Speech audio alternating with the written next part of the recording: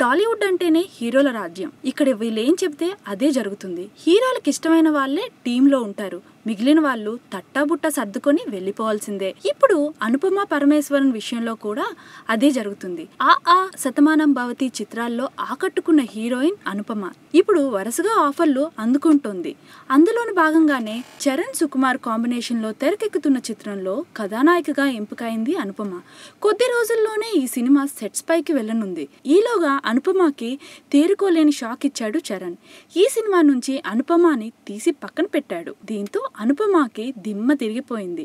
ఈ సినిమా కోసం సుకుమార్ కొన్ని ఫ్రీ సెన్సేషన్స్ నిర్వహించారంట. చరణ్ అనుపమతో ఓ ఫోటోషూట్ కూడా చేశారని తెలుస్తోంది. ఆ సందర్భంగానే అనుపమ బిహేవియర్ చరణ్ కి నచ్చలేదని, అందుకే తనని పక్కన పెట్టేశాడని సమాచారం. ఈ విషయంలో అనుపమ వివరణ ఇవ్వడానికి ట్రై చేసినా చరణ్ వినలేదంట. మరి చరణ్ అంతగా కోపం తెచ్చుకునేలా అనుపమ ఏం చేసిందనేది ఇండస్ట్రీలో ఇప్పుడు హాట్ టాపిక్ గా మారింది.